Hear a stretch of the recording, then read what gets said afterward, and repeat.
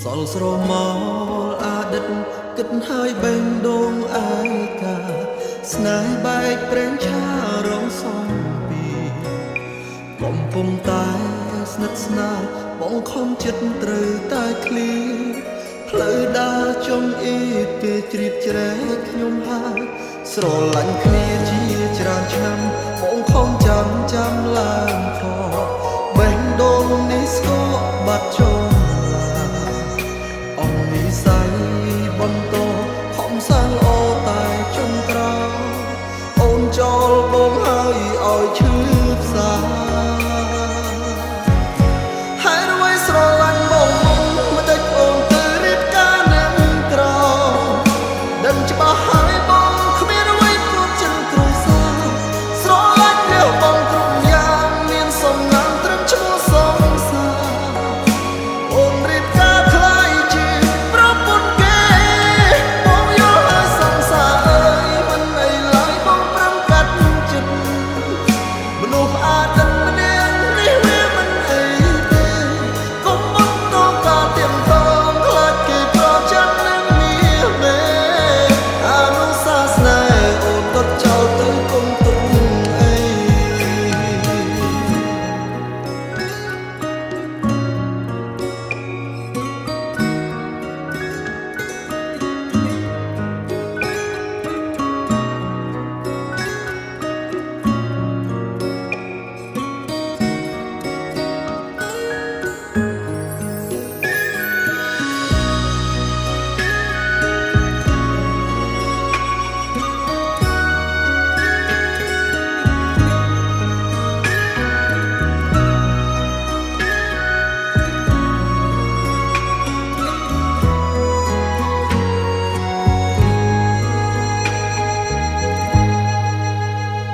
សល់ស្រមោលអតីត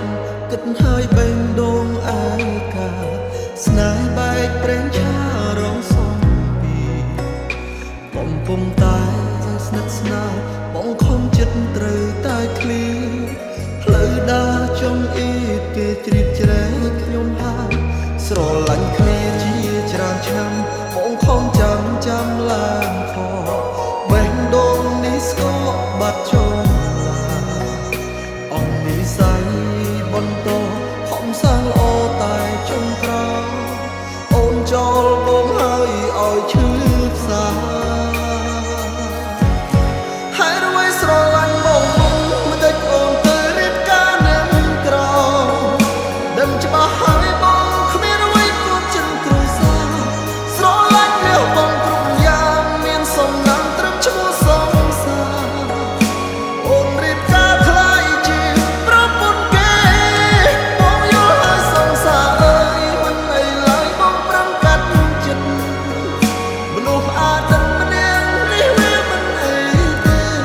កុំមកតការទៀមតងខ្លាចគេប្រចាំនឹងមានមេ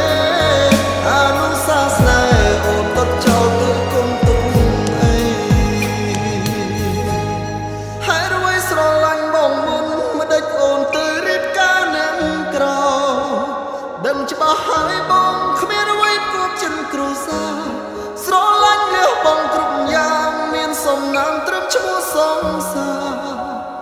អូនរៀបការខ្លាយជាប្រពន្ធគេបងយល់ហើយសង្សារអើយមិនអីឡើយបងប្រឹងកាត់ចិត្តមនុស្សអាទិត្យ